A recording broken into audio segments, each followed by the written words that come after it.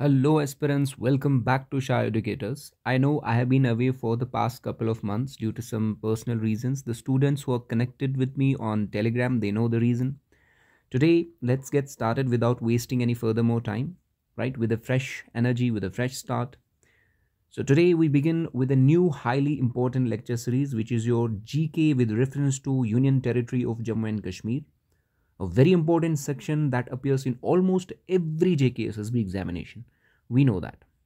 But before we move into our first topic, that is your history of Jammu and Kashmir, here is a brief overview that what this series will cover. Okay? तो चलिए देखते हैं. Okay,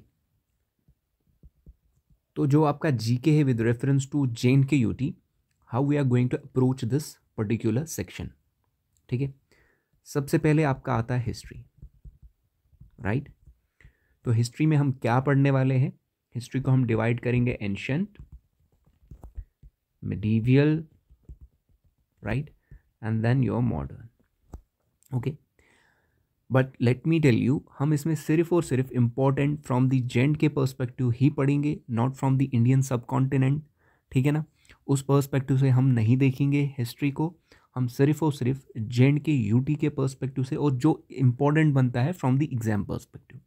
हम detail में नहीं जाएंगे. जो important पूछा जाता है, जो प्रीवियस ईयर क्वेश्चंस में पूछा गया है, उसी के हिसाब से हम इस सिलेबस को कवर करेंगे. राइट, उसके बाद आपका आता है ज्योग्राफी. तो ज्योग्राफी में आपका क्या बनता है? सबसे पहले टोपोग्राफी. ठीक है, सिर्फ और सिर्फ जेंट के पर्सपेक्टिव से, उसमें आपके वैलीज. राइट, उसके बाद आपका आता है फेमस माउंटेन रेंज. ठीक है, माउंटेन रेंज देखेंगे. उसके बाद कुछ mountain passes, which again becomes a very important topic, right? And rivers and lakes, right? थोड़ी बहुत springs भी. ठीक है ना, जो जो important बनता है. कुछ glaciers only important, and then कुछ canals. ठीक है ना, and एक अलग से आपका टॉपिक दिया गया है जो कि है आपका क्लाइमेट. वो भी आप ज्योग्राफी में ही कवर करेंगे. राइट, सॉइल्स ऑफ जेंट के. राइट, फॉरेस्ट, क्योंकि फ्लोरा एंड फौना दोनों पूछा गया है. ठीक है ना, और national parks and wild life sanctuaries which again becomes very important. ठीक है ना, नेशनल पार्क्स में जैसे कि फॉरेस्ट में आपने देखा, क्या देखा? फ्लोरा देखा.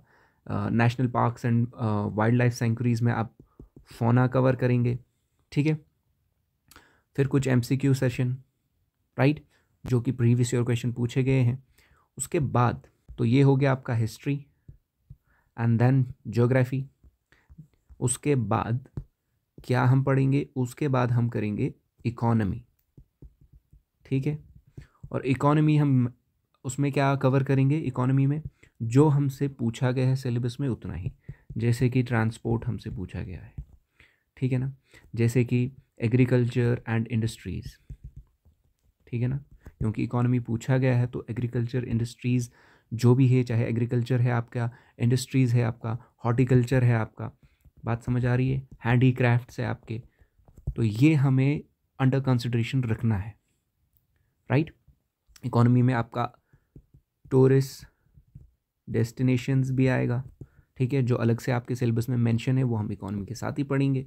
वाई? बिकॉज टूरिज्म आपका इकोनॉमी का ही पार्ट है, डायरेक्टली और इनडायरेक्टली. ठीक है, इसी इकोनॉमी के अंडर हम पढ़ेंगे हाइड्रो, जो इलेक्ट्रिक पावर प्रोजेक्ट्स होते हैं आपके, hydro electric power projects. Right, and economy में हमें क्या इंपॉर्टेंट बनता है, जो न्यूज़ में रहा था, इंडस वाटर ट्रीटी. ठीक है, फ्रॉम द जेंट के पर्सपेक्टिव. ओके, और कुछ land reforms. Right, and then कुछ इंपॉर्टेंट मिनरल्स, कहाँ कौन से मिनरल्स पाए जाते हैं. तो ये आपका इकोनॉमी डन एंड डस्टेड. फिर पॉलिटी सेक्शन में आपका क्या पढ़ना है? पॉलिटी सेक्शन में हम क्या कवर करेंगे? सबसे पहले आपका इंपॉर्टेंट बनता है JNK रीऑर्गेनाइजेशन एक्ट. यहाँ पे हमें पूरी पॉलिटी नहीं पढ़नी है, वो आप अलग से पढ़ोगे. ठीक है ना, JNK रीऑर्गेनाइजेशन एक्ट 2019 आपसे पूछा जाता है. ठीक है, और आर्टिकल 370 के बारे में पूछा जाता है, राइट। इसमें जे.एंड.के पंचायत राज ये भी हम पढ़ेंगे। जिस एग्ज़ाम के लिए टारगेट कर रहा है वो अकॉर्डिंगली वो लेक्चर सीरीज देखेगा।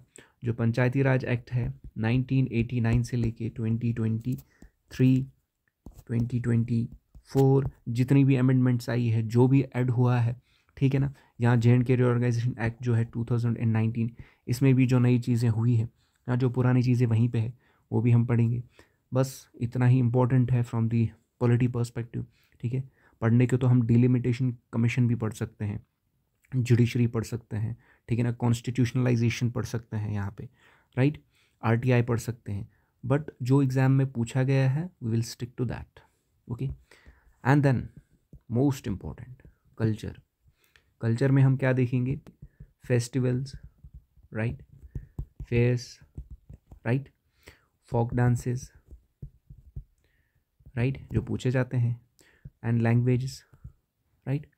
और थोड़ा मिसलेनियस में एंड पे हम स्पोर्ट्स, इस बार ज़्यादा न्यूज़ में रहा है, ठीक है ना, हमने स्पोर्ट्स में क्या करा है, हमारे स्टेट ने कहाँ कहाँ रिप्रेजेंट किया है वो हम देखेंगे, right. And then some popular names and personalities, ठीक है। And then we will be done and dusted with the general knowledge with respect to J and K UT. But today this lecture will focus only on history of Jammu and Kashmir, जो आपका पहला lecture होने वाला है, जिसमें हम एंशंट पढ़ेंगे and then medieval, then modern, right? We'll try to cover this in 3 lectures, 1, 2 and 3, and then we will move forward. Okay? Okay, चलिए सबसे पहले जो जे.एंड.के का हिस्ट्री है आपका, what is the source of J&K history, हमें कैसे पता चला? इन द बिगिनिंग जो आपसे क्वेश्चन पूछा गया है प्रीवियसली, वो जो इम्पोर्टेंट बनता है, सबसे ओल्डेस्ट जो हमारे पास बुक है, ठीक है ना, वो कौन सी है? काफ़ी सारे बच्चों को पता भी होगा, नीलमत पुराना, राइट। तो यहाँ से जो है हमारा ओल्डेस्ट सोर्स बन जाता है। इनफैक्ट जो कल्हाना ने राजतरंगिणी लिखी थी, इससे कुछ सोर्सेस निकले थे। बात समझ आ रही है? ये नीलमत पुराना में हम डिटेल में नहीं जाएंगे, बस इतना हमारे लिए जानना इम्पोर्टेंट है दैट नीलमत पुराना में बोला गया था जो कि कश्मीर है, ये एक लेक था जिसको हम बोलते थे सतीसर, जो ड्रेन किया किसने? ऋषि कश्यपा ने, ठीक है। और नीलमत पुराना का दूसरा नाम क्या है? कश्मीरा महात्म्य। क्या? कश्मीरा महात्म्य, ये नीलमत पुराना का दूसरा नाम है, राइट। तो ये इंपॉर्टेंट बनता है एग्जाम पर्सपेक्टिव से, पूछा गया है, ओल्डेस्ट बुक, राइट। उसके बाद आपका आता है राजतरंगिणी। क्या? राजतरंगिणी। तो राजतरंगिणी किसने लिखी थी? कल्हाना, राइट, सबको पता है। और किस दौरान लिखी थी, ये क्वेश्चन भी पूछा जाता है। 1148 से लेके 1150 AD के बीच में इन्होंने ये कंप्लीट की थी। और तब कौन रूल कर रहा था यहाँ पे? कौन सा किंगडम था, एम्पायर था या डायनास्टी थी, ठीक है ना, जब कल्हाना ने ये कंप्लीट की थी? ये भी पूछा जाता है और ये हम आगे जाके देखेंगे, राइट। राजतरंगिणी का लफ्जी माने पूछा जाता है, इंपॉर्टेंट बनता है, ठीक है ना। क्या है? River of Kings, river of Kings, right. तो ये ओरिजिनली किस में लिखी गई थी? संस्कृत। ऐसे आपको नोट्स बनाने हैं, 1 लाइनर बनाना है, ज़्यादा डेप्थ में नहीं जाना है, जो एग्जाम पर्सपेक्टिव से इंपॉर्टेंट बनता है, that is it, okay. River of Kings originally Sanskrit में लिखी गई थी, राइट। और आपके क्वेश्चन पूछा जाता है, ये ट्रांसलेट की गई थी इंग्लिश में किसके द्वारा? ए स्टीन, राइट। 1900s में इन्होंने क्या किया था? ट्रांसलेट किया था इंग्लिश में। और पर्शियन में किसने ट्रांसलेट की थी? पर्शियन में राजतरंगिणी को किसने ट्रांसलेट किया था? मुल्ला अहमद। मुल्ला अहमद के बारे में भी हम जानेंगे आगे जाके, ठीक है। और एक क्वेश्चन पूछा जाता है आपका राजतरंगिणी से, that who was the first king mentioned by Kalhana in Rajatarangini. उसका नाम था गोनंदा फर्स्ट। ठीक है ना, ये कौन था, फर्स्ट किंग था। ठीक है ना, first king mentioned by Kalhana. ठीक है, किसमें, राजतरंगिणी में, राइट। एंड और क्या इंपॉर्टेंट इसमें बनता है कि जो राजतरंगिणी बुक है, राजतरंगिणी जो बुक है, इसमें चैप्टर्स होते हैं। हर बुक में एक चैप्टर्स होते हैं, इसमें भी चैप्टर्स है। ठीक है, उन चैप्टर्स को क्या बोलते हैं, तरंगा। जैसे चैप्टर 1, चैप्टर 2, चैप्टर 3, ठीक है, तरंगा, तरंगा, राइट। हर एक चैप्टर को तरंगा बोलते हैं। दैट इज इट, इतना आपको याद रखना है। तो हम करेंगे शुरू एंशिएंट हिस्ट्री से, राइट। जहाँ भी मैंने बुक्स में रिसर्च की, देखा, ठीक है ना, we are also taking 2-3 books under consideration. उस बुक को लेके, वो 2-3 बुक्स जो मैंने देखी है, उन्हें मद्देनज़र रखते हुए हम अप्रोच कर रहे हैं जे.एंड.के हिस्ट्री को। तो जहाँ पे भी मैंने देखा, सबने मौर्यन एम्पायर से ही शुरू किया था, क्योंकि उससे पहले हमारे पास डेट्स अवेलेबल स्पेसिफिकली नहीं है और उतनी इन्फॉर्मेशन भी नहीं है, और एग्जाम पर्सपेक्टिव से भी मौर्यन एम्पायर से ही आपका इम्पोर्टेंट बनता है, राइट। तो हम भी वहीं से शुरू करेंगे, राइट। तो मौर्यन एम्पायर, फिर कुषाण एम्पायर, फिर कारकोडा डायनास्टी। कारकोडा डायनास्टी से हमारे डेट्स आने शुरू हो जाते हैं।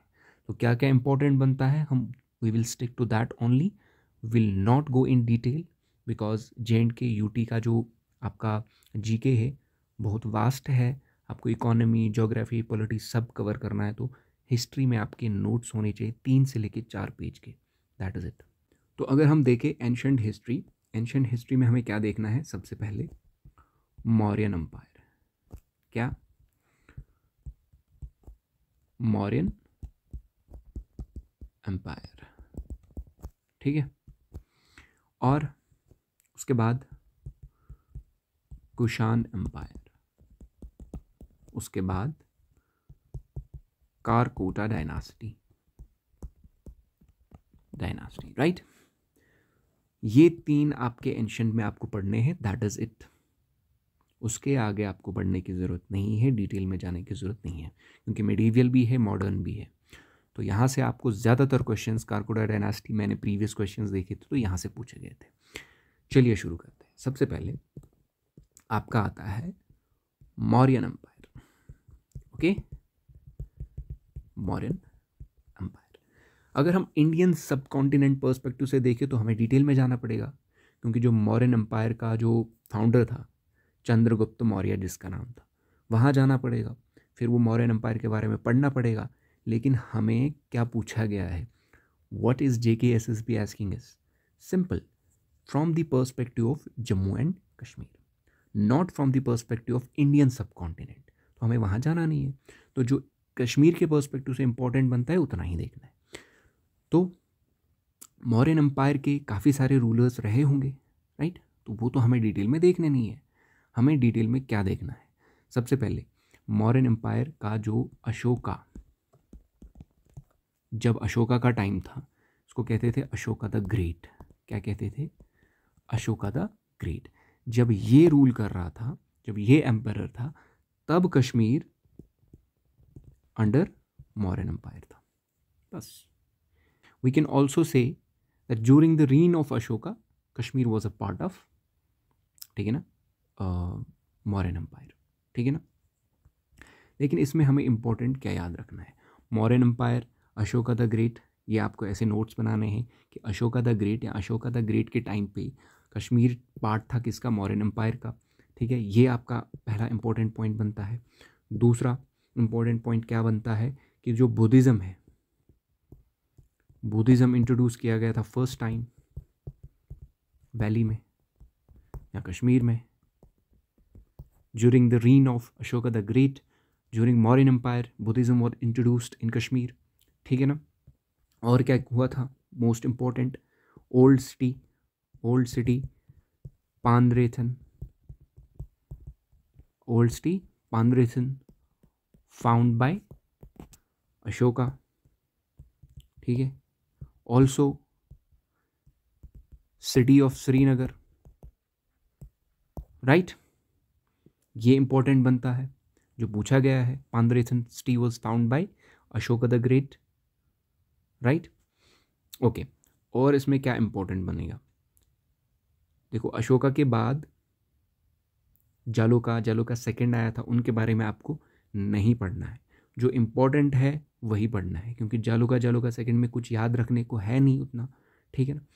और इसमें मोस्ट इम्पॉर्टेंट पॉइंट बनता है आपका कि बुद्धिज़्म जब इंट्रोड्यूस किया गया था, ठीक है ना, वो बुद्धिज़्म प्रीच करने के लिए अशोका ने क्या किया था, एक बुद्धिस्ट मिशनरी यहाँ पे रखा था, उसको अपॉइंट किया था, क्या, बुद्धिस्ट मिशनरी, जिसका नाम पूछा जाता है, उसका नाम क्या था, मझंतिका,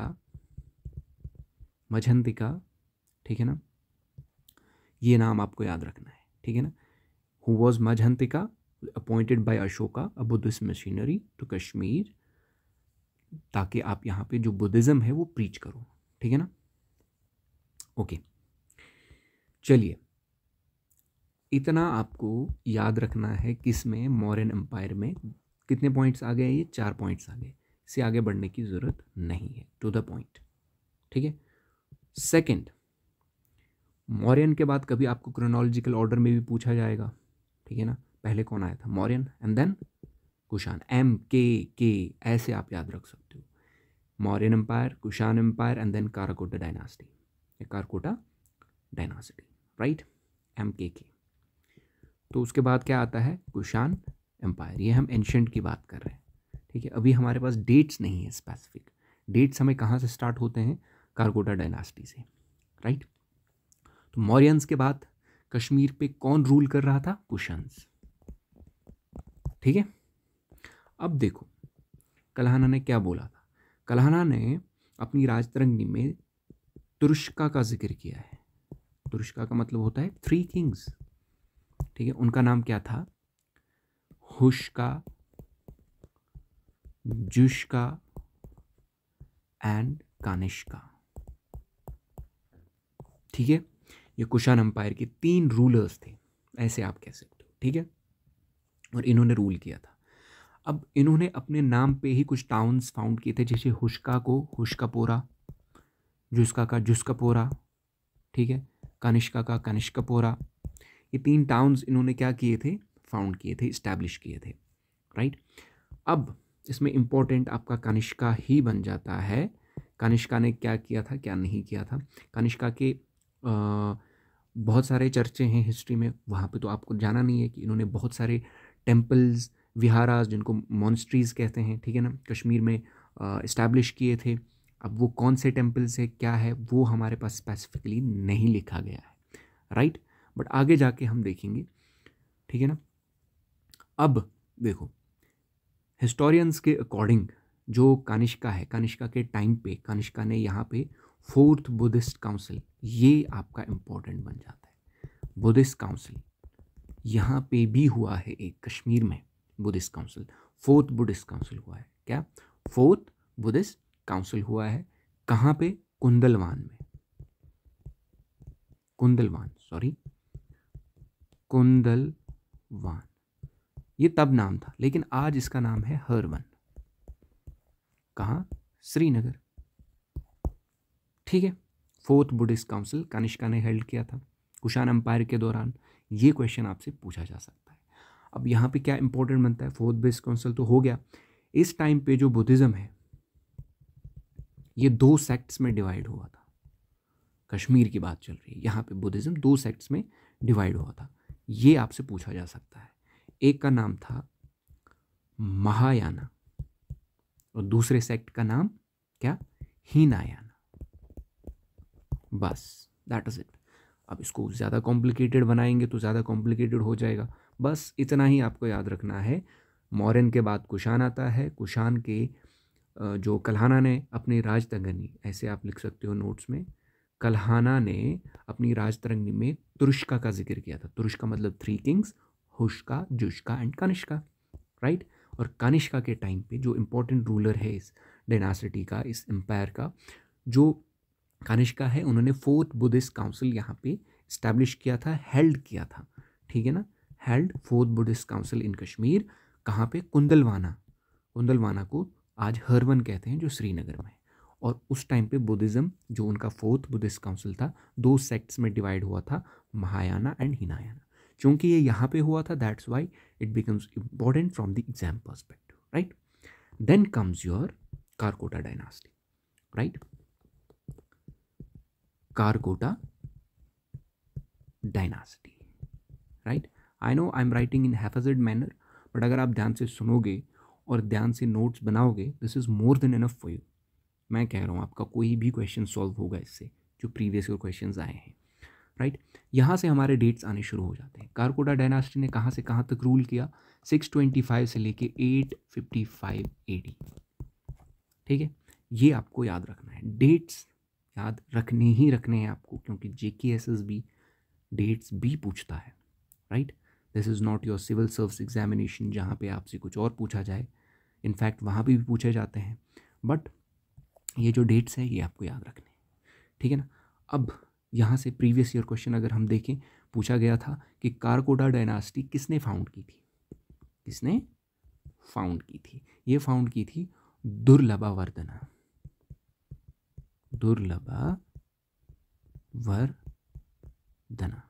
ठीक है।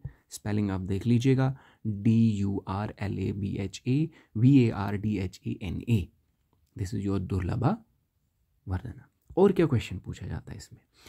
ज्यूरिंग विच डायनास्टी और ज्यूरिंग हुज रीन एक चाइनीज़ पिलग्रिम यहाँ पे आया था, ह्यूनसेंग। ये क्वेश्चन आपने बहुत बार देखा होगा। उसने विजिट किया था कश्मीर और यहाँ पे 2 साल तक रहा था, ठीक है ना। फिर उसने ये संस्कृत, हिंदू वगैरह स्क्रिप्चर्स बनाए थे यहाँ पे, कुछ स्कॉलर्स से सीखा था संस्कृत में, बहुत सारा काम किया था उन्होंने यहाँ पे। तो ज्यूरिंग द रीन ऑफ दुर्लभावर्धना कौन आया था? चाइनीज़ पिलग्रिम आया था यहाँ पे, ठीक है ना। क्या नाम था उसका? ह्यूनसेंग,